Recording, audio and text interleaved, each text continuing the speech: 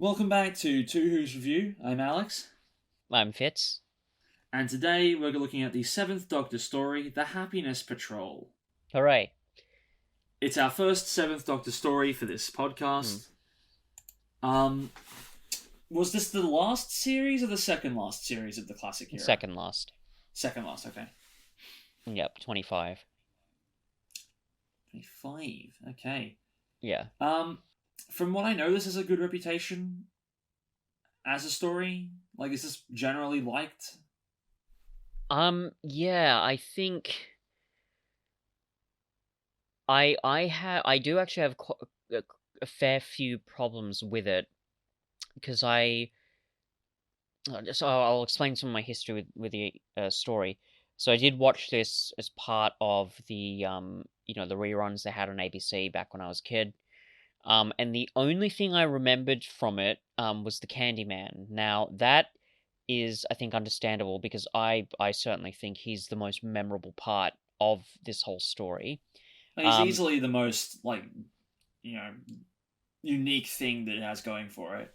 mm, um, so I then went, I think, for a few years without watching it, and then I got, I think it's called the Ace Adventures DVD set, which came with this and Dragonfire, and um, and I watched it again, and I fell in love with the Candyman. And I enjoyed the rest of the episode, and I like the fact that it's like a comment on Thatcherism. That was kind of cool. But even then, I think I had some problems, particularly with the world building, and we will get into this in more detail. Um, but I remembered it being pretty good. But then when I watched it for this podcast, again, those problems with the world building definitely came up. There were a couple of other problems too, with the set design especially, and um what was the other thing? I can't remember. Anyway, but there, as I say, there were just some problems uh with it. I There are really good moments in it that I really enjoy. I like the ending. Um, and by the way, it's funny, just as a point of comparison to Attack of the Cybermen, this is how you do a good Doctor Who bittersweet ending. Just putting that out there. Oh Um, yeah, I was in complete agreement about that. yeah. Um, I also just want to point out, like, we've talked about our history as Doctor Who fans and also as friends, and I feel like ever since I started talking to you about Doctor Who, I've been hearing about the Candyman. I think, So I think, it's nice to yeah, get that little, nice to finally see what you've been talking to me about for 10 years. yeah. I think I remember actually years ago. I sent you like a clip I just found on YouTube of the first execution, the Fondant Surprise, which was good fun watching this guy getting, I guess you'd say, getting Augustus glooped to death. Um, See, I was imagining Nickelodeon slime. um, but it's that bit. That's probably one of my favorite bits in the whole episode. It's very chilling.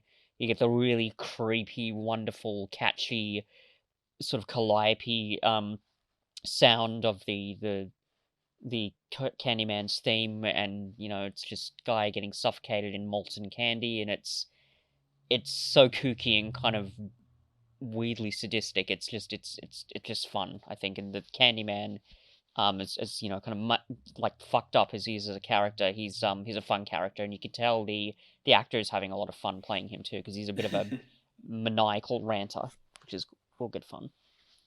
Yeah. Before we get into the rankings, I'll just say, yeah, I had a good time with this story.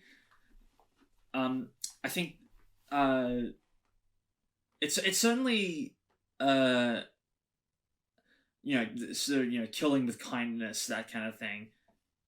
It's not that present in this, but that as a theme is something that has been explored before and will be explored again. The juxtaposition of really nasty stuff with a happy face Yeah, the whole is like the whole thing, like they use all these creepy euphemisms, like a mass disappearance, and things like that, and that I think is important. Just in terms of sort of the political commentary of it, because that's a tactic that's used by dictatorships throughout history, by yeah. euphemizing atrocities and like war crimes, by using really kind of repulsive euphemistic language. The classic example of that I go back to is civilian casualties. So the fact that the writer Graham Curry sort of tapped into that and kind of mapped it onto this critique of Thatcherism, I thought that was a really fun element that I enjoyed. Yeah, I have my own problems with it, which you might also have, but that's not for now, because for now we find out that on the timescales, this episode has a 7.2 out of 10. I'm honestly slightly surprised it's that high, and we'll definitely get into why, but I can understand it, I guess, but I am a little surprised. Would you tend to air, would personally at the moment, would you rank that higher or lower, do you think? Slightly lower, I think, actually. Yeah. I mean, again, maybe I'll change my mind by the end of this podcast, but yeah, I think at the moment I'd put it closer to a 6. We'll get into why. See, I was leaning the other way. Really, you enjoyed it more? That's interesting.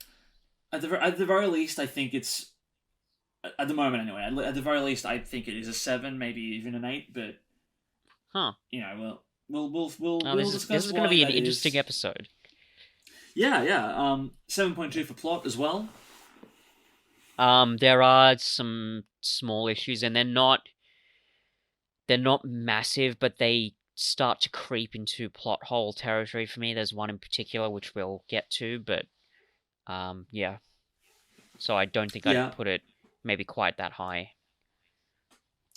Yeah, I mean, I can't remember at the moment any plot holes that I noticed on my first watch through, but maybe you'll describe them and I'll go, oh, wait a minute. Yeah. 7.7 for acting.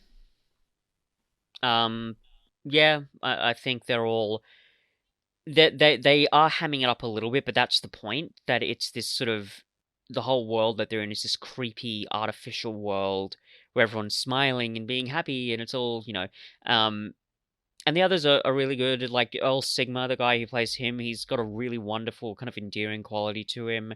Oh yeah. Helen A, the actress is clearly having a really fun time, and you can just, there again, I apologize for coming back to this, but we will keep coming back to this. But just to go to the critique of Thatcherism, she's got a really icky kind of Thatchery smarmishness to her, which is kind of great. And I really love the bit at the end where she says, I want to live in a world where there's no problems and everyone's happy and everyone just pushes through and fights through the tears. That seems like that's a very, very Thatcherish thing to say. So I love the nuances both in the writing but also in her performance. So she's quite good as well. And the Candyman is just, I love the Candyman so much. Oh my god, I just... Okay. We'll give you your allotted 10 minutes to gush about the Candyman later on. Yes, pardon me. We know that's the entire reason you're doing this podcast to begin with, so you can have a platform to profess your love for the Candyman that will exist now into the end of time. 6.8 for effects. Yeah, I might put it a bit lower, for 2 reasons, which one is for set design and the other is some of like the puppeteering doesn't look like super amazing. It's not terrible, but like it's not like the best. The very least that I'll say, and again, I'll get, yeah. And I'll get into this in more detail, but the very least that I can say on it is I think it's quite clear, to me at least, that the most of the special effects budget has been spent on the Candyman costume itself and the Candy Kitchen as a set. Everything else, I mean, it's meant to be like a dystopian cityscape, but it's very clearly shot in a lot of interiors, and that's fine. Like, that's been done in Doctor Who before, but the whole thing feels very claustrophobic. It just doesn't... I'm not terribly sold on it being like this big cityscape or anything like that, and I feel like most of it is just because it's gone into the Candyman budget. Well, I was going to comment on how much this is done practically. like I didn't like putting that amount of the fondant prop in the tube and Yeah. actually letting it spill out everywhere. I was like, okay, that's impressive that you actually went to that effort to Yeah. presumably for that split second before action was called, actually properly drowning an actor in that much slime. Yeah. That is a decent amount of effort to put into that one shot. Yeah, it's a wonderful set piece, and it just it's really well edited, it's really well directed, it's just such a chilling death. Yeah, because you would expect, what you would normally expect with something like that is, have the actor standing as still as possible, and then after the fact, you have like a little clear little tube being lowered down around them from in front of shot, and then you remove it, and then they collapse because of all the fondant that they inhaled into their lungs. But no, they actually went very practical for a lot of this, which is definitely impressive. Yeah. It has a 7.3 for replay value. Yeah, I think that's pretty fair, I guess. Yeah, I can't fault that terribly. And maybe I might put it like at a square 7, but like I guess I can't fault it that much on that.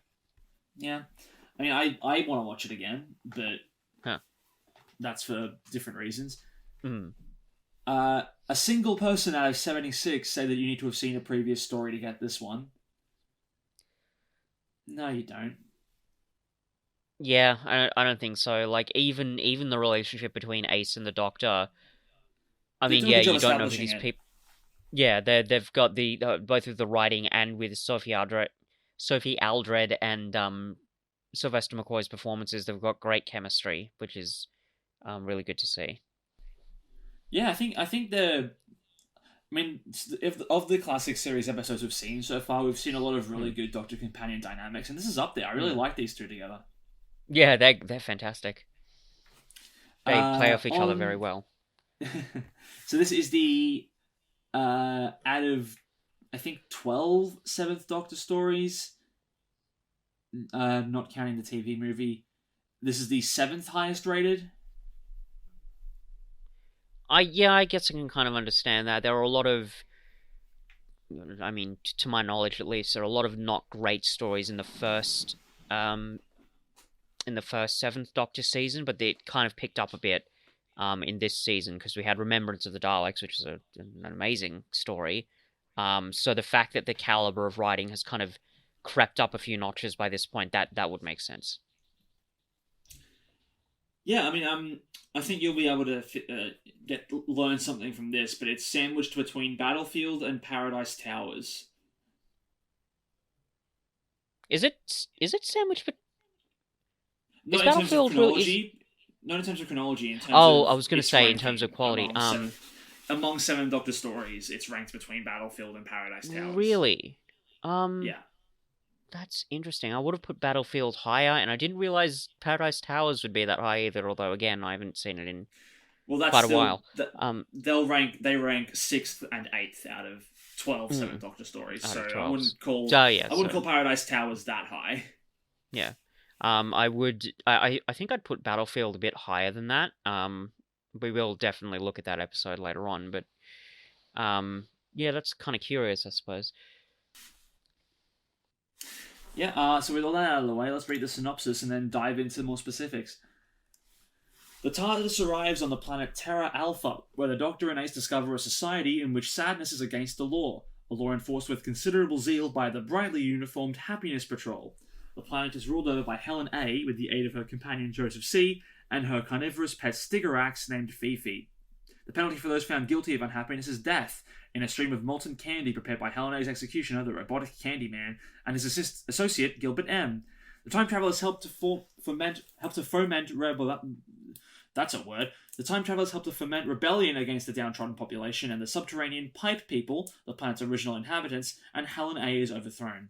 Joseph C and Gilbert M escape in a shuttle while the Candyman is destroyed and Fifi killed. Helen A finally realizes that happiness is nothing without the contrast of sadness. Yeah. Hi, Pixar film Inside Out, for teaching us that sadness can be good. This got there first. It did get there first, yes. Yeah, so it's a very neat concept for Doctor Who. Yes, I think that for me is one of the issues I have with it. There's so many wonderful concepts here, but I feel like they're not going far enough in terms of making the world building authentic. And just I feel like they could just be pushing it further, especially given that this story is only 3 episodes long. Well, that's what I was Um, going to talk about. hmm, I feel like, and this sort of ties into what you're saying. I feel like this story moves at a breakneck pace. yeah, it's pretty quick. There's like a It lot of stuff. Yeah, I mean it's pretty much bang bang bang bang bang, like to the Yeah. point where so much is introduced in episode 1, and then in Mm, episode 2 they're still introducing more stuff, and then the third episode is the last one. I really feel like they could have used a fourth episode of this to slow down in a couple of places, mm, properly flesh out some more elements that you're talking about with like the world mm, building, and that what the Happiness Patrol is, and mm, all these endless amount of side characters that get introduced, and because of the costuming and makeup they kind of look similar, so having that extra little way of recognizing them would have been nice, even though it wasn't really mm, that big of a deal, but it would have been mm. nice. Um, yeah, I feel like the story kind of needs a fourth episode in that regard, and Yeah. also because for as big a focus as he's given in the marketing, and how recognizable he is for being in this episode, there's not a lot that the Candyman actually does when you think about it. So Yeah, that's properly giving him a mm. bit more to do and making him this proper threat, as opposed to someone who just yells and gets stuck to the ground. Mm. I think that would have been a bit more helpful. Well, that's the curious thing. So first off, I think another episode would have been helpful, and I would have attached it to the beginning of the story because the very opening of the story, the woman who gets caught by the undercover guy for the Happiness Patrol, my first gut reaction when watching this story again in preparation for this podcast was like, I'm not sure if I super believe that. Like when he says, "Oh yeah, come meet with me. We with other depressives, we meet to get sad." And I'm like, that seems kind of silly. And the thing is, I love the concept. I love the idea of this world where people are forced to be happy, but if you're going to go with such a wacky concept, you need to establish that, I think, a bit more carefully rather than just diving into, oh, Yeah. you're depressed, you're meeting with other depressives, come with me, you're going to get executed. I find, But you almost and you don't get almost me want wrong, that first episode to be kind of like the Doctor and Ace arrive on this planet. hmm, Everyone's acting weird. There's music playing constantly, and you're like, hmm, okay, what's going on? People are giving them weird looks in the street. You can do the hmm, whole, oh, are you tourists? You don't have your badges. yeah, Quickly, come to this waiting area. We'll sort you out. And then at the end hmm, of the episode, you realize what the conflict actually is, where you see someone get publicly executed for being unhappy, and then you get to see a bit more of that. Maybe the person at the beginning of the episode who gets caught out by the undercover cop, you see them get executed, hmm, maybe, and then yeah. that's a real wake up Just to, just oh, establishing what is this going world on a on bit this more. planet. Yeah, maybe as opposed to rushing through telling you what the world is in the first scene, giving it that entire episode of build up maybe would have made that moment a whole lot Yeah, darker. yeah, I agree, and I think that so that's one issue. The other issue, just to take it back to the Candyman, again, he for me is definitely the best part of this story. As I said, and I'll try not to gush too much, but I just love his character so much, and I don't know whether it's because of my experience with horror movies, but my God, he's just such a wonderful, sadistic, crazy little shit. It's just I love it. It like the bit where the Doctor and Earl Sigma meet him for the first time, and he's just like, "Welcome to the Candy Kitchen, gentlemen." I love that so much. Just again, as a horror fan and a Doctor Who fan, that's such a great freaky moment, and the fact that they have this again, this really kind of absurd idea, this sort of weird sort of cross between a sadist and a Frankenstein character who he's made of candy. But the fact that they're sort of really just pushing this idea, they're really taking it to the extreme, and they're being so confident in how they're using it. I just love it when, not just with Doctor Who, but when anything does something that kind of wacky. So I love that. Well, But the weird thing is, it's a bizarre concept in general, but like you can kind of hmm, tell how that he would have come about. You've got this yeah, society where it's like, we're trying to make people happy. What do people like? Oh, I know, sweets and sugar and lollies and candy and stuff. So let's Yeah. let's make some and hand it out to the populace, or even better, we'll make a mascot. We'll make a big mascot made out of candy. What? We've accidentally given him free will and he's a dick. We can still Yeah. use this. Yeah. And I think, it's a very, that element, I mean, this is a bit of a cliche to bring up, but it is kind of a 1984 thing where, the Ministry of Love is actually a place where people get tortured. The Candy Kitchen is a place where people get tortured. So having that sort of that dichotomy, that contrast is really kind of wonderful. So that's great. But here's the weird thing. Given for me, he's the most memorable part of this story, he's in a very small amount of it. I don't think. I mean, I know the whole story is only 3 episodes long. I don't think he's in a quarter of it. He might even be in less than that. I would be very surprised if he had more than 10 minutes of screen time, if that. Yeah, but it's so strange though, because he's so memorable. I wanted more, and it just, this feeds into the issue I have with this, which is that the world building, it's there, and I love the concept of it, but if you're, even in Doctor Who, as stylized as it is, if you're going to sell us this world where people are forced to be happy and everyone's doing these really wacky, strange things, you have to just set it up a bit more carefully, and I'll give you a good example of this, and this is something that I even noticed years ago when I watched the DVD when I bought it. So when the Candyman has the Doctor and all Sigma captured, and he's talking about, oh, I make sweets, and it's revealed they're sweets that kill people. That's a cool idea, but I want more explanation with that. It's one of the rare instances, I think, where actually telling would be more useful. Well, maybe not more useful than showing, but we need more telling. Because if he's got these candies that kill people, how does that work? Does it work by, for example, does it kick the dopamine receptors of the human brain into overdrive, and does the person have like a, does their blood pressure get raised to the point where they have a massive stroke or a heart attack or something? Again, those are small details, but like, those are the sort of details I'm really craving in this sort of story, because it would just help to ground the whole wacky concept in a more realistic world, and make the sadism and the horror of it more chilling. So that's just an example of what I want more from this story. Again, I just feel the world building needs to be a bit more careful, more considered, better constructed for me to really buy into this. Again, admittedly, wonderful concept. But again, they just need to, I think, take it further, really sort of dive in as to how this whole world works. Yeah, and to that extent, I feel like it is kind of a shame that it is only 3 episodes, because this could almost be stretched to a 6. Theoretically. I hadn't thought about that before, but yeah. There's enough layers of the story to add to that you can absolutely make this a 6-part story. You would have to maybe invent one more subplot to put in, but it's doable. There's enough here.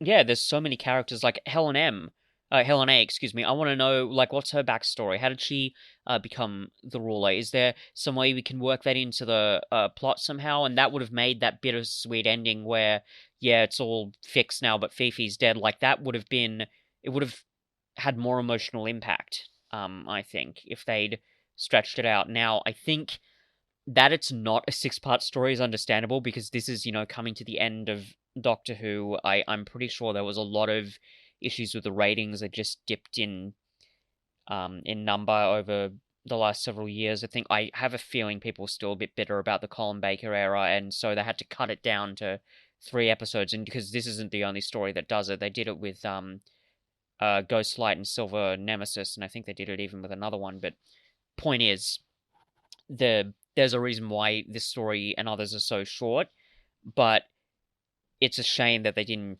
stretch that out at least a couple of more episodes, because it would have been more interesting. Well, if we find a longer 7th Doctor story that has, feels bloated and really doesn't deserve to be that many episodes, we can point to that and go, well, swap them over.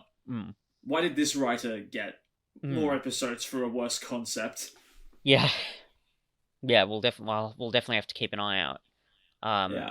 But yeah, as you say, there's so many wacky, wonderful things here. You want more of it.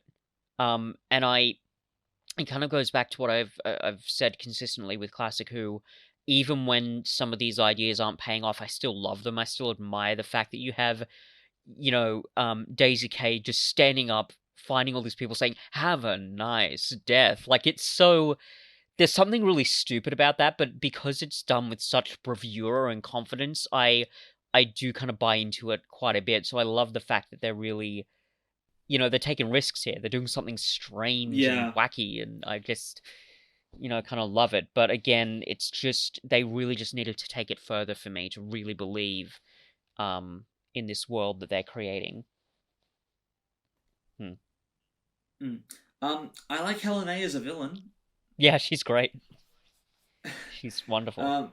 Yeah, I mean, there is something, you know, it is such an upper class thing as well to just, to say, how can I make people happy? Oh, I know, we're gonna play some music, as Yeah, opposed to like properly addressing, any kind of socioeconomic stuff that might contribute yeah. to depression and unhappiness. It's also like a very, like you mentioned Thatcherism, but it is such a classically British thing to do It is. It's a it's to it's a just stiff upper lip sort of yeah, mentality, that's exactly what it is. and it's Which is something. interesting because the Candyman has a metal moustache, so Yeah, he has a literal stiff upper lip. which is funny. But yeah, you're right. I think it's a very British sentiment, a very 80s sentiment. Um, because it even would map onto even what was happening with Reaganism in America at the time. But the idea of sort of wiping away all these problems, just ignoring them, and if I can, I'll take this moment to try and sort of pick apart, I think, some of the politics that are working out here, because what this is meant to be a reflection of, I think, is a lot of what was happening in England at the time, because Thatcher was sort of ignoring problems. She wasn't dealing with deeper socioeconomic systemic issues. She was just sort of wiping them away. It's basically, poor people can fend for themselves. We're not going to fund a lot of um, sort of the social systems that have been propped up for decades. Unions can absolutely go fuck themselves. Thatcher was a massive union buster. The bit where the drones are demonstrating through the street and they've got that sign saying factory working conditions are a joke. I'm convinced that's meant to be related to um there was a couple of things that happened in Britain in the 80s. I think there was like a series of mines that Thatcher had closed, so there were a lot of unemployed people.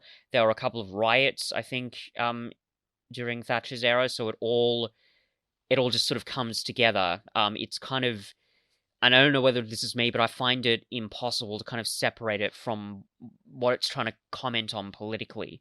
But that sort of element of ignoring problems, sort of, stiff upper lip, just get on with the job, look after yourselves. That seems to be a very sort of Thatcherish mentality, and the fact that it's permeated into this, what I think quite deliberately based on what I know of what Graham Curry said about this script, I think it really works and it adds quite a richness to it. So, Well, that's yeah. interesting. For the first time in a while, I'm looking up some background stuff for the Mm. story, and I found uh two pieces of information from books about Doctor Who Uh-huh.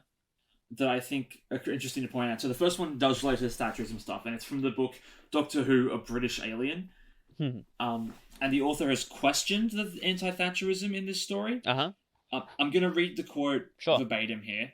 The part of Helen A was played by Sheila Hancock in a way which served to remind the viewer of Margaret Thatcher, leading to the serial being seen as a satire on the Thatcher government. Yet Helen A's policies, death squads, executions, and the extensive state establishment of sugar factories bear no relation to Thatcher's, making claims of a Thatcher metaphor less convincing. Yeah, that's honestly, I think that's a fair thing to do, because this Yeah, is. well, it's taking the idea of Thatcherism to its extreme. Yeah. It's not explicitly saying, "Oh, look, uh, you know, the doctor." No, it's not saying Margaret Thatcher is someone who will kill you. That's not what it's trying to say. It's taking a real world uh, issue or scenario to its logical extreme. Yeah, Um, because in that sense, it's more like with like actively says we've controlled the population down by 17%, which is a massive number. Yeah, That's Jesus more of Christ. like a Nazi thing to do. So yeah. Hmm.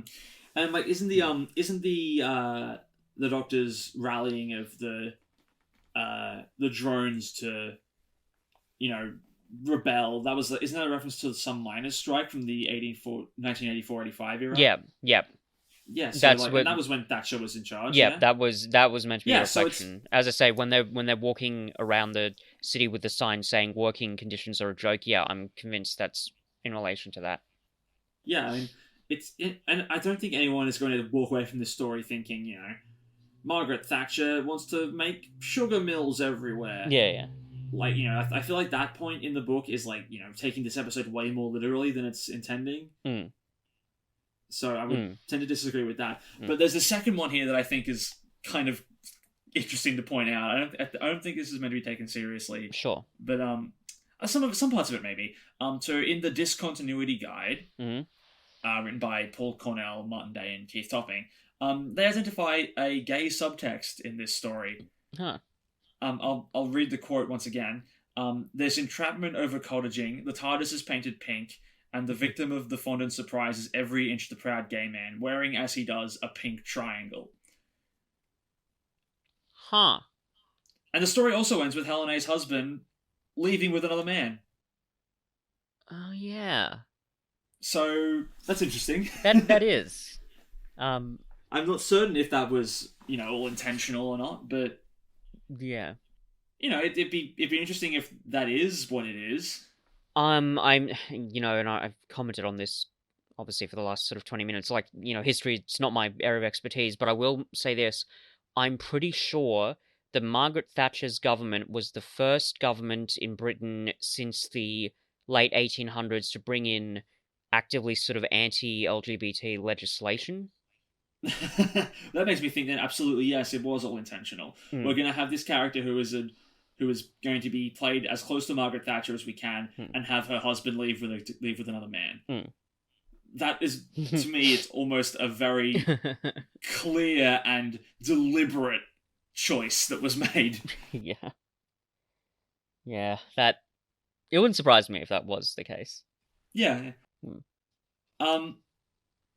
But yeah, I've been waiting to say this for a while now. I really like the Doctor in this story. Yeah, he's great. He's one of the best, one of the other best bits of it. His performance is fantastic. The writing is very good. He's got lots of really wonderful little moments. Yeah, I mean, there's also just like the insane range that Sylvester McCoy gets to do in this story. I agree. I mean, I'm sort of jumping around a bit, but in the third episode when he's doing his whole overacting, laughing shtick, and I look how happy I am, and really going full hog into that. Yeah. Like, I'm watching that going, yeah, that's the Doctor. But then the previous episode, we see him confronting the guy who's pointing a gun at him, and he goes really deep into the tone of his voice, and he goes super serious. Yeah. And he goes, you want to pull that trigger? Go ahead, yeah, shoot me. That's such a wonderful moment because yeah, and I'm watching that and I'm going, that's also the Doctor. Yeah, absolutely. He understands. It's like I said with when we were talking about the fact that Ncuti Gatwa is going to be the new Doctor. Those two core elements, the whimsy, but also the deep moral seriousness, and it's very clear that Sylvester McCoy understands that, and he can bring that out in his performance. And it is, I think, partly due to Graham Curry's writing for putting these scenarios in there, but his performance is what really kind of sells it for me. I also just love the way he takes charge over the Census Bureau guy by just sort of parroting back that kind of bureaucratic jargon of I ask the questions and stuff. I just find that it's another scenario situation of the Doctor taking control of a situation by just assuming command and everyone just following along. That actually, which is something that happens quite a lot. I quite enjoy it. I'm glad you brought that up, actually, because that was one of these small sort of, if not a plot hole, then a plot convenience that I found with it, because that scenario, I just don't buy it terribly. I understand what the Doctor's doing and the fact that the Doctor has done this sort of thing before, but I feel like if this is a bureaucrat who's trying to get the job done, I feel like he should have pushed back more on the Doctor doing it. The fact that he just sort of half bullies this guy into agreeing with him, and he's working with this inspector now. I wasn't sure how well I Well, believed that. I would agree with you if it weren't for the way Sylvester McCoy portrays it. The way he Hmm. does get very aggressive and essentially backs the guy into a wall. Like Hmm. I think this is the last thing this guy was expecting, so he's just sort of acting on instinct in that point. And then once and then the Doctor manages to take that time to sort of convince him that he is sort of from upper management of this bureaucracy, and then he just sort of follows along because that's what the Doctor does. I didn't have as much. Maybe if I watch it again, I'll have a different opinion. But to me, I think it worked. I think it was fine. I think for me, it's still a problem area for me, and this is kind of goes back to what I said when I think this story should have been longer. Because if you had given even just one more episode, you would have been able to sort of tease out these moments more. You would have been able to show more of a back and forth between the Doctor and this bureaucrat guy, and it would have been a bit of a pause in the story, but would have been important, and it would have given a bit of breathing room in as you say, a story that moves very, very quickly. So I think, again, it's a shame it's not longer, because I think they really sort of should have paid more care to that sort of relationship, because for me, like, it does sort of work, like it gets the plot going, but I feel like they could have done it better. They get away with it in, or something similar in, the Long Game, because the Doctor's got his magic little piece of blank paper, but obviously the Doctor doesn't have that in this story. But if he had something like that, or if he was able to, I don't know, find out something about the bureaucracy, or assume someone else's identity, which is something the Doctor does quite a lot in the classic series, then I would believe it. But I feel like it's just not selling it quite as well for me, in that sense. And that's one of the issues I had with it. Mm. Hmm. I suppose to me, it's the heel turn that Sylvester McCoy does from going, oh, like I'm just sort of lost in this sewer. Like, why are you asking me those questions? So then immediately going, I ask the questions here. Who are you? What do you do? To me, that would catch anyone off guard, I think. And the fact that he's sort of just instinctually blurting out responses at that point, having been taken aback, I buy it. So I mean, that's just where I stand on it. Anyway. Yeah, fair enough. It's a good Ace episode as well. Yeah, she's great. She's got a lot to do. Yeah. Except for the moment when the Doctor is very clearly, being precise with a bomb, and she's there going, I want to turn on the bomb. It's my go. Yeah. That was the moment I was like, come on, Ace. Like, Yeah. He's very clearly concentrating. Yeah. Mum said it's my turn on the bomb. But they make such a wonderful pair, because they are very different. A brilliant dynamic. Yeah, I love it. They've got great chemistry. And that great bit when the guy gets electrocuted, and then Priscilla P is just like, well, I think you got quite a buzz out of that, and then Ace looks like she's ready to spill her blood. That's such a great moment. It's a wonderful conflict between her and the Doctor, but like, he acknowledges how deeply hurt Ace is at that point. So it's just those little moments where, I think it's quite clear Graham Curry understands who these characters are, how they interact, and again, I think praise has to be given to both Sylvester McCoy and Sophie Aldred's performances. They really they just bounce off each other so well. Oh yeah, like I haven't seen. I've seen Remembrance of the Daleks a while ago, but this is my first Seventh Doctor Ace story in a while, and they're already climbing my list of Doctor companion dynamics. Oh yeah, they're great, and they continue that. They're great in I mean, from memory, from most or pretty much all the other episodes, Ace is this is why I think because I did say that Ace was my favorite companion. This is why she's got such a. She's so interesting, and she's so inquisitive and curious, and she runs around, she fights bad guys, she blows up shit with bombs that she carries in her backpack, and it's just I don't know, I just love a character like that that's willing to break the rules, and I think that element of ignoring rules is what the Doctor sort of feeds off of. Like he can recognize a rebel, but a rebel with a good heart when he sees one, which is just fantastic. And then there's that one bit where she's like, she gets taken to the Happiness Patrol, and she's like, oh well, are they? I'm ready for them, but are they ready for me? I thought, yeah, that's such a great Ace moment. I mean, this is Well, why people love her as a character. It's interesting because you say that this episode is very like sort of mocking of a certain kind of British sensibility. In many ways, that makes Ace kind of the perfect companion for this story because she represents another side of the British sensibility.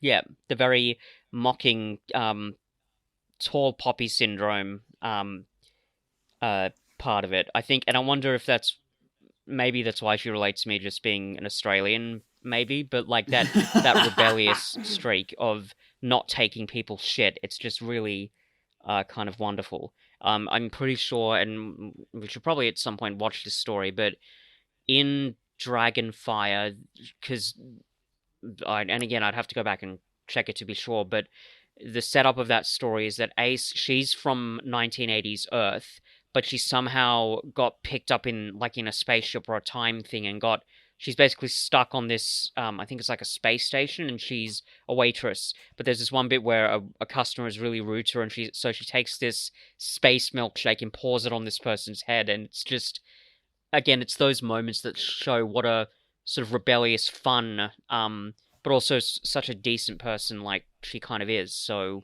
yeah, she's great. She has a great dynamic with, I don't remember what her name is. That one person in the Happiness Patrol who is kind of downtrodden and disenfranchised. Susan Q. Yeah, Susan Q. That's it. Yeah. I think that there's a lot. Susan has a lot of really cool dialogue in this story. The way she describes, her mood and the way she feels about things. It's very real.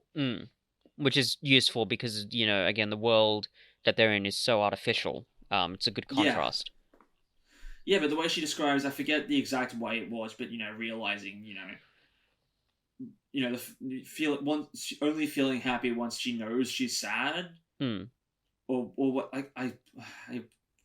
I don't remember the exact dialogue. I'm sorry, but that's all right. It's that first conversation that she properly has with Ace in the Happiness Patrol area. I remember listening to that dialogue, and despite clearly not being able to remember it all that well now, going.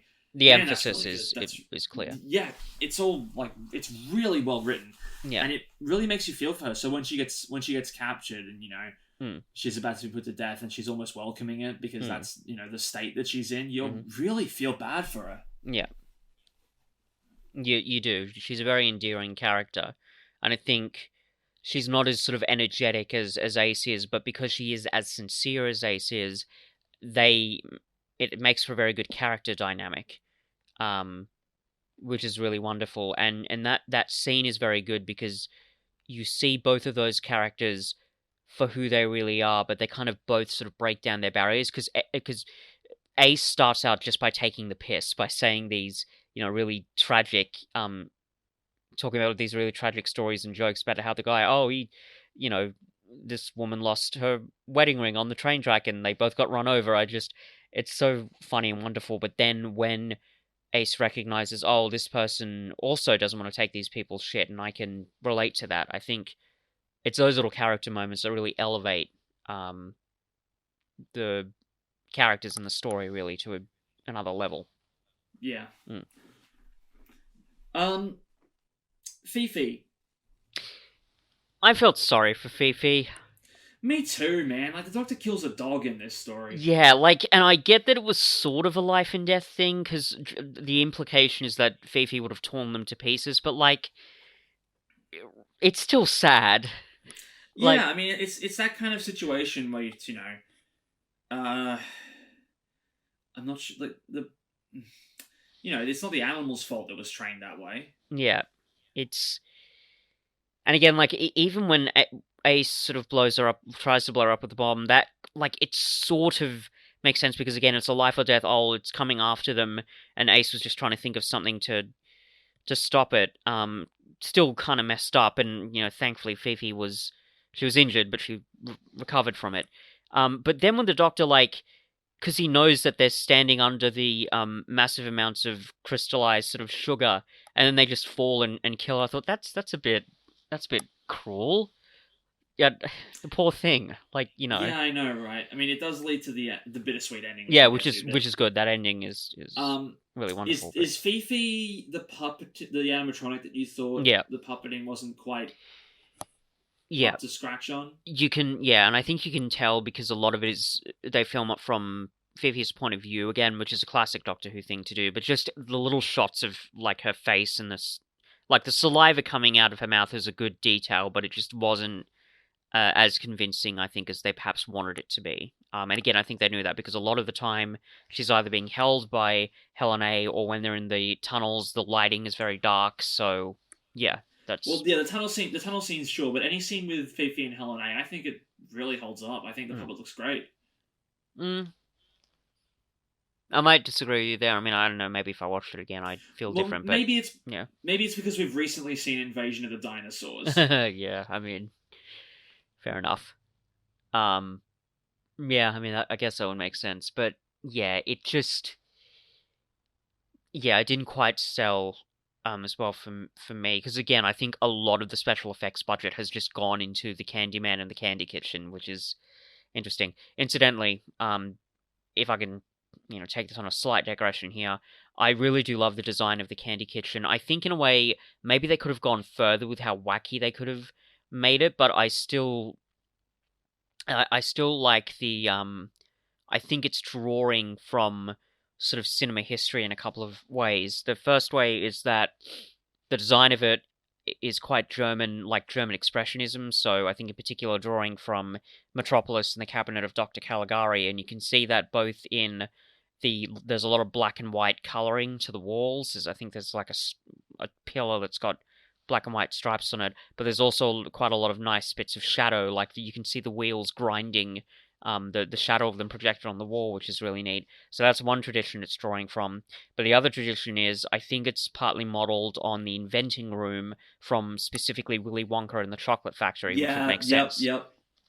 Like it's a very because the inventing room in Willy Wonka and the Chocolate Factory, it's very it's surprisingly bare. Like there's a lot of mechanisms going on, but like it's quite chrome, um, and it's very I don't know how to describe it, but whatever that feeling is, I think they've tried to replicate it here with the Candy Kitchen. So I don't know, I kind of like noticing little details like that. So yeah, that was pretty cool. Yeah, I mean, it's an interesting location. Mm, You know, there's a lot there's clearly a lot going on there. yeah. And I you know I'm sure there's a lot of details that you can completely miss. Hmm. And it might just be because again I've seen the episode even before this podcast. I'd seen it quite a few times, so yeah. Let's move on to the ending. So Sure. the Doctor inspires the drones and the killjoys, which is a great way to describe, the outcasts of this society who aren't being happy. To pretend, to play along for a bit, to act, ridiculously overly happy, so that by contrast, it's the Happiness Patrol themselves that are the ones that are sad. Yeah. And they cause enough infighting in their ranks where they're able to bring down the factories. They'd established that the factory workers were the ones that were striking or whatever. That's a really neat resolution. I like that the fact throughout all of this I was thinking, well, you say you're the Happiness Patrol, but you're constantly frowning, you don't look particularly happy, you're not smiling a lot, and then they address it at the end where it's like, yeah,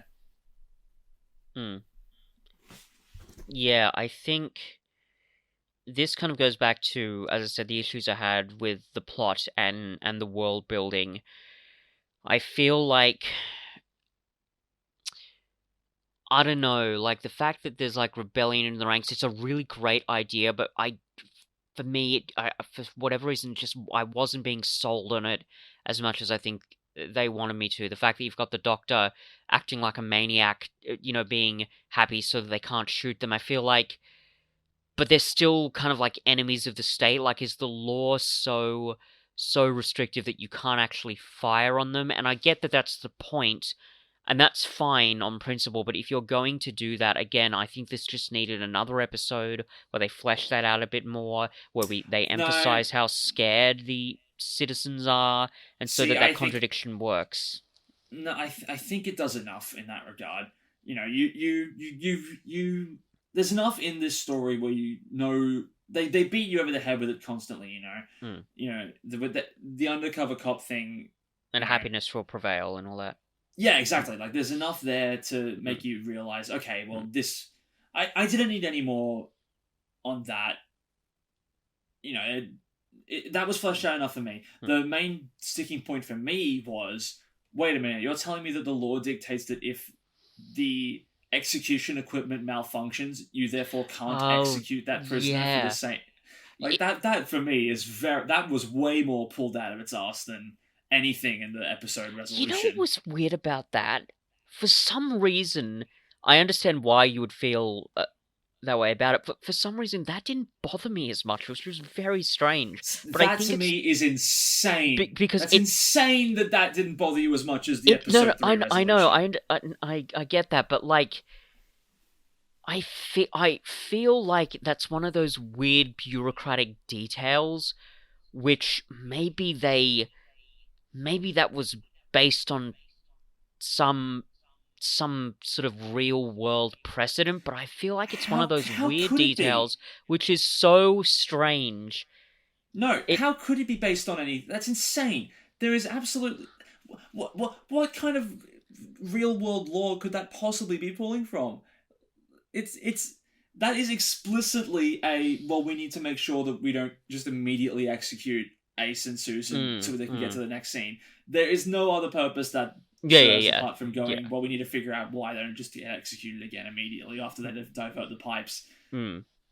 I'm sorry, I'm just stuck on the fact that you were you were happy to overlook this, but for some reason not the the ending is what got you. Like, I must admit, I just can't wrap my head around that dichotomy at the moment. Yeah, fair enough. And I must admit, I don't know if there's a lot of logic there, but like, I mean, behind my reasoning, I mean, but it just, I don't know, and I don't know, maybe it was just because it comes near the end, and I'm like, oh, okay, I get it. This is like this really super wacky world. It's okay. Well, the execution thing is malfunctioning. Let's just do something else then. Yeah, I guess that makes sense. But yes, on reflection, I think you're right to point out, yeah, that's really wacky, because now that I'm thinking about it, that's almost like a Gilbert and Sullivan detail. Like, that sounds like something you would hear out of the Mikado or something. Like, no, yeah, absolutely. The execution apparatus doesn't work. Go free then. See ya. Or just use another one. It's almost the exact. It's almost explicitly Gilbert and Sullivan logic. Yeah. What is it with in Mikado? What is it? Well, only someone who is due to be executed is fit to execute other people. What's the logic on that one? I think there's a whole bunch, a couple of weird logics in that story. That, like, the fact that the Lord High Executioner is the judge, jury, and executioner rolled into one. The fact that Yum Yum I'm forgetting the Nankipu's wife, that she's got to be buried alive when he does, and the fact that right at the end everybody gets pardoned just because the Mikado says so. So I think that's why I say, Gilbert and Sullivan logic. Yeah, no, it's Gilbert and Sullivan logic, but with none of the tongue in cheek. Or very, very little, but it's certainly no tongue in cheek in that particular moment. Yeah, I mean, fair enough. Yeah. But obviously, the main sticking point for the ending is when Helen A is gearing up to escape the planet following the rebellion. The Doctor confronts her and tries to talk her around about happiness meaning nothing without sadness as well, which, is very true. That's a very good lesson at the end of this story, especially for kids. And toxic happiness is something that, especially in recent years, is getting called out a lot more in I think in a lot of media, actually. I think, oh yeah, especially toxic perfectionism is something that's cropping up more and more, especially in stuff like Encanto, and there was another one recently which had a very similar thing. It's interesting that seeing that kind of stuff addressed in the 80s. Yeah. because like I said at the start of the episode, but famously, Inside Out is a movie which has really shone a light on, toxic positivity and how healthy sadness can be. Yeah, there's that great bit where the bureaucrat guy hears the harmonica and he's like, oh, I like that. That's making me feel, and the doctor's like, melancholy. So it's good that they commit to that. Yeah. Which again, they could have, as much as I've criticized the world building here, they had to be that confident with this idea to really sell it, and it's good that they really pushed it, because I think, as you say, it is quite a good lesson that you need the breadth of human emotion to really get the richness of life, and it doesn't repressing your negative emotions, as Helen A says, holding back the tears, that just doesn't help anybody. Yeah. And then she sees the body of Fifi, which has somehow made it to the surface from the pipes. I'm not sure if the doctor brought it up specifically to shock her or whatever, or if it crawled there on its last legs or not. And she fucking balls, and it's really upsetting to watch, but it's also, as pointed out by the doctor, there is some catharsis in there. Yeah. I don't know, like, I don't know, man, like, we're both dog owners, and I think we both kind of, we both kind of, I can't speak for you, but I definitely felt, there's something empathetic about that, especially when you are a dog owner. Yeah, absolutely. It was just, and again, even, because I thought when Ace threw the bomb at Fifi, I thought that she'd, like, died or something. It wasn't until I saw her later, it was like, okay, well, at least she's alright now. Oh, no, she gets crushed by the sugar things. I'm like, that's so sad. Poor thing. Like, it just, but that moment of Helen A just sort of breaking down, it is a very good moment, but yeah, it's such a sad moment, because Fifi, she, she didn't choose any of this shit. She was just thrown into it. And well, it's not explicitly a dog, though, is it? No. The doctor says it's called a Sigarax. A Stigarax. Stigarax, excuse me. Which when I heard that in the episode, I didn't quite hear it right, and it's like, wait, Sycorax? Yeah. Are you kidding me? Did Russell T Davies pull a random alien name from the 80s when he did the Christmas Invasion? What the hell? Yeah. But no, it's a Stigarax instead of a Sycorax. So yeah, like, but it's still serving that same purpose. Like, the whole point is that the reason why it's included in the story is that when an audience member looks at it, they think, oh, it's an alien equivalent of a dog. So yeah, it's the same signifier sort of a thing. Yeah, no, it's absolutely close enough. Yeah. So yeah, it is very sad. It is a very good moment though. That ending just sort of really just sell the point home. Yeah, you needed to have the episode end with the character preaching positivity and happiness. You kind of, in order to drive the Doctor's point home, you kind of need to have them. It's not a loss unless they get that low. Yeah, they need to properly learn about sadness in order to, teach the lesson that the episode's trying to convey. Yeah, but like it's still a dead dog. Yeah, it's still sad. That's why it works. Just sort of kicks you in the guts, which is, it's, as I say, that ending is like overall the ending is kind of sweet because Happiness Patrol's over and all the people are kind of free, but it's very bitter still seeing Fifi cark it. It's quite sad. I want to address some of these sort of plot hole-ish conveniences elements that I mentioned before. I must admit, yes, you're not wrong to point out there's a bit of an inconsistency of me saying, oh, well, the world building's not great, but execution apparatus isn't working, just move on to another one. Yeah, that makes sense. Fair enough. If you want to accuse me of being inconsistent there, all right, I'm willing to take that. But there are a couple of moments before that moment happened that stuck out to me. The first one was when they're in the waiting zone and they're looking at the go-kart thinking of an escape. There's something about the way that Priscilla says, like, oh no, yeah, there's nothing wrong with you taking it. Yeah, don't start the engine or anything. I just felt, I don't know why. There's just something about that didn't totally convince me about it. So that's one thing. The other Well, I thing, think that. Well, mm, before you move on, I yeah, think yeah, go that ahead. the it's punctuated by the Doctor going, "Oh yeah, you were right. It's absolutely booby trapped." But I think that's a part of the we'll talk about Thatcherism and all that Mm, stuff. I think it is a part of the indifference of the upper class to the lower class. The fact that it's that kind of a thing of that kind of indifference to the downtrodden and the oppressed that they're like, oh yes, no, go on, use the go kart. I'm not mm, gonna stop you. mm-hmm. I hope you don't get blown up. It Like does, there is, yeah, it definitely makes sense with the philosophies of, especially yeah. the happiness patrol and the Thematically, extremes that they're going to. it is consistent, but I feel like I don't know the fact that, and even like when the Doctor says, yeah, it's obviously booby traps. I'm not 100% sure what it is, but there's something about that whole dynamic that just didn't ring as true for me. I'm glad it's good that they got the go kart because it's a fun little thing that helps, sort of keep up with the breakneck pace of the plot. Yeah, But I suppose there is a question of why is it there in the yeah, first exactly. place. Like why? Yeah, I mean, and again, They're going this, to be they're going to be executed anyway. yeah, What's the point of teasing them with an escape and I wonder just to be cruel? again if it goes back just to that world building issue. Whereas if they had another episode to really kind of tease out all these small details, what do they mean? How does this all work?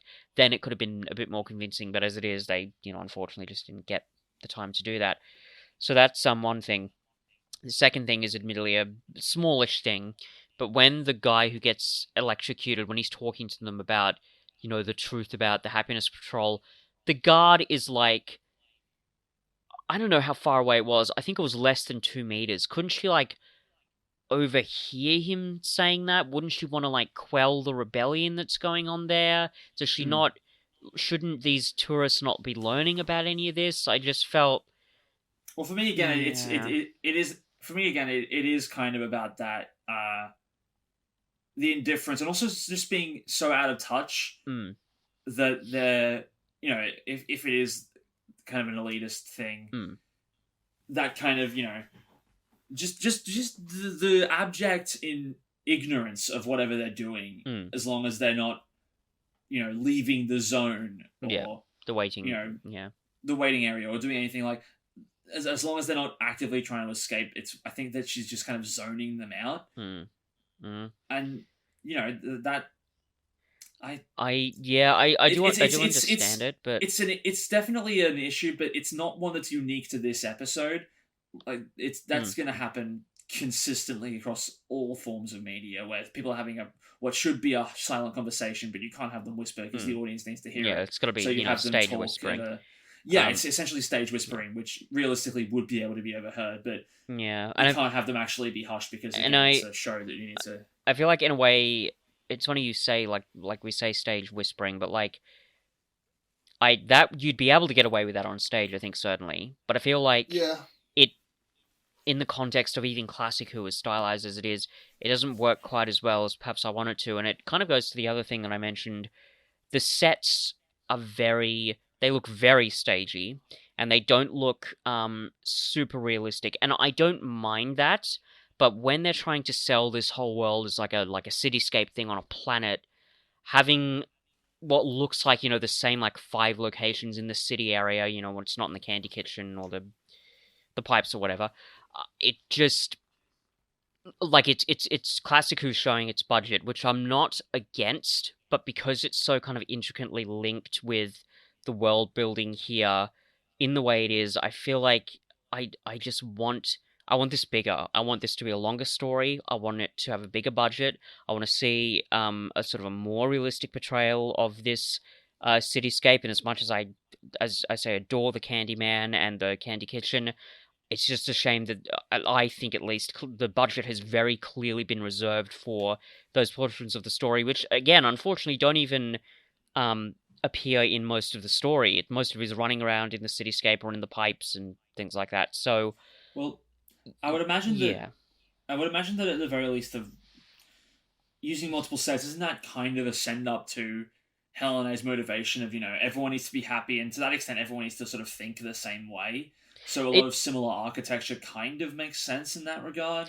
yeah, and I like that. I love the sort of thematic concerns when they're dealing with them, and because I like, as I think I've probably mentioned before, but I've watched plenty of movies where the plot doesn't necessarily have to be the most important thing, and I like stuff that uh, looks at theme in sort of detailed ways like that. But for me, it doesn't like ruin the plot, but there are just these small moments where I feel like if this was given a bit more attention, I'd be able to really be sold on this plot. Whereas now, especially watching it a second time in preparation for this podcast, I'm like, I'm just sitting there thinking, do I really believe all of that? I'm not quite sure. And as thematically rich as that is, and I think it probably is. I'm glad you've raised it. It just isn't coming together as well It as I is want it to. it is so interesting Hmm. that a lot of the issues you have with this episode are issues that people who aren't fans of the classic era have Yeah, about a lot of the classic era, isn't it interesting? it's a lot of stuff, that I'm overlooking in this Mm. episode.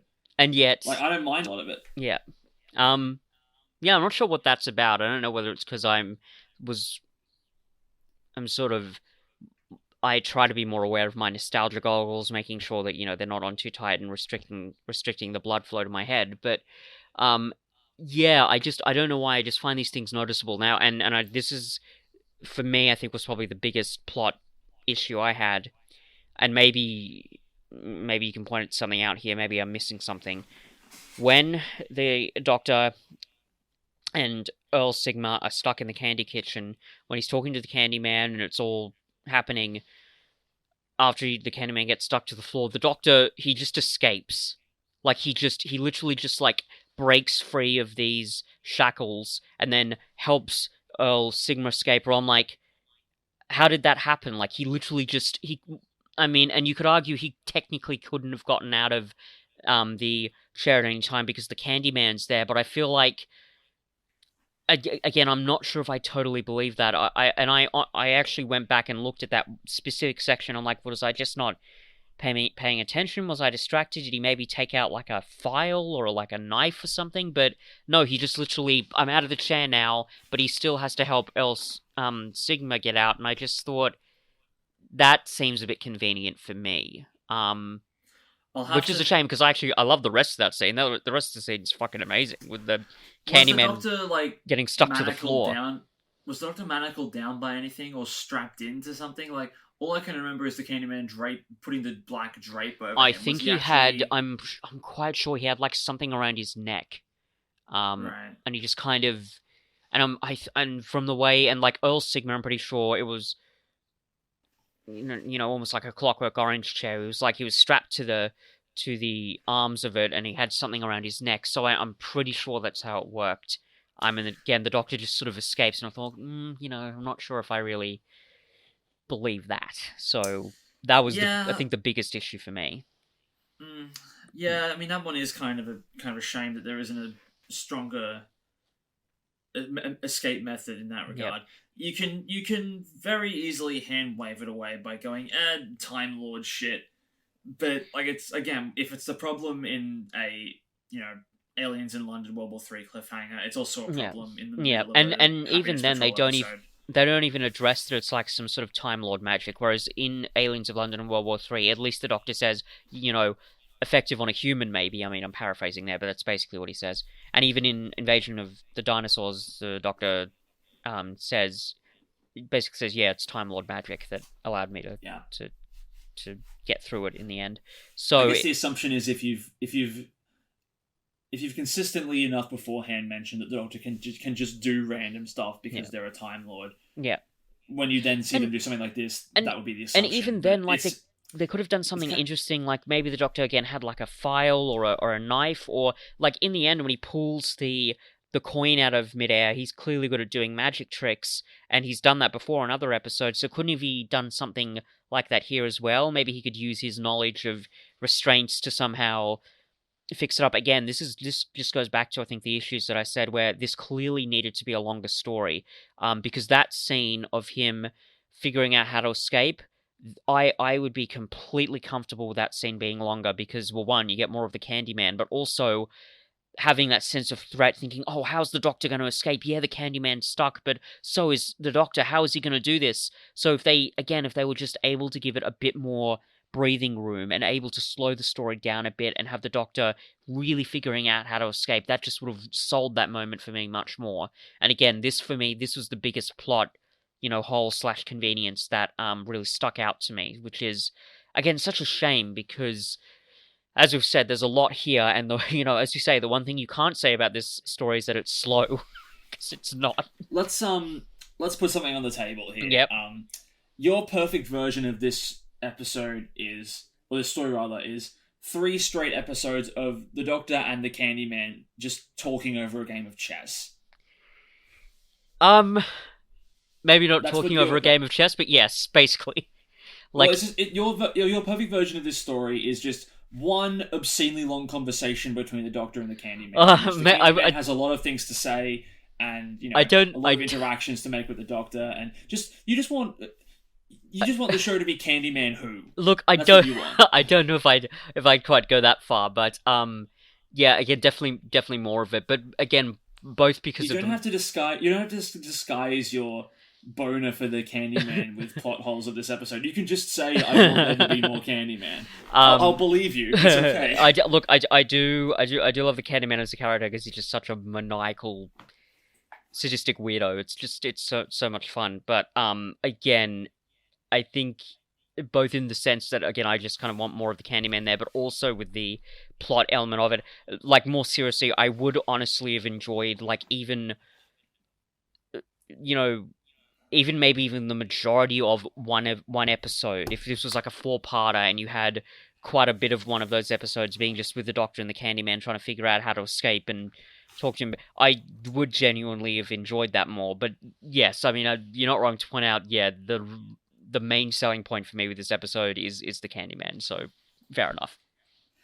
I don't think many people would disagree with you on that, but I tend to agree. A lot of the stuff is easily addressed by adding an episode or 2 onto the runtime. Yeah. And it's a shame that it is stuck at its 3-episode length, because, I mean, apart from a few plot holes, which are essentially just come down to the plot needing to be rushed to fit into 3 episodes, I don't think there's anything that you've brought up that wouldn't be fixed if it was extended a little bit. I think all the stuff you've pointed out is largely down to the fact that they have to keep the pace up. And I think it's just the potential even that I see in this. I feel like it's a good episode and I enjoy it, but like I look at it and think, man, this could be so much more.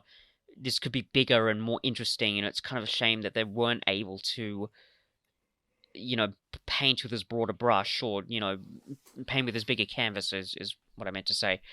So yeah, a little bit of a mixed bag, but still pretty good for me. Where are you gonna rank it? I'm still going to go with a 6 here. Again, I really enjoyed a lot of it, and not just with the Candyman, but like whenever I see this story, I just think of the potential of it. I think where it could have been, and it just wasn't quite getting there. And even if you argue, well, it wasn't really many people's fault, it was just the budgetary constraints and the story constraints, that still doesn't change for me, again, that the final product is just not as grand and exciting for me as I want it to be. So I think I'm gonna have to stick with a 6 for this one.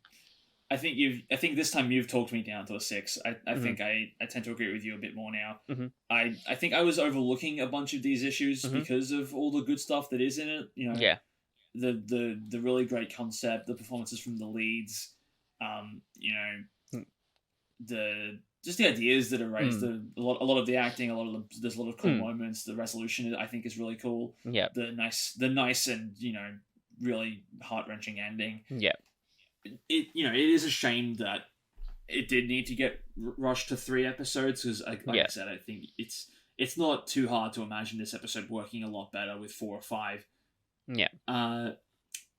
So yeah, I think I think critically it's a 6, but like just purely subjectively, I think I prefer this to a lot of the sixes that we've reviewed for this before on the show.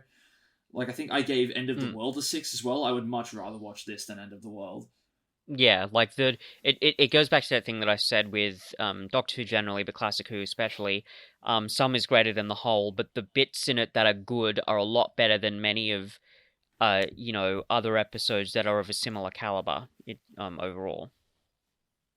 So yeah. Yeah. But yeah, I'm gonna stick with the 6. Alright, well, another episode in the books. Join us next time when we'll be reviewing the 2005 episode Father's Day. Fantastic.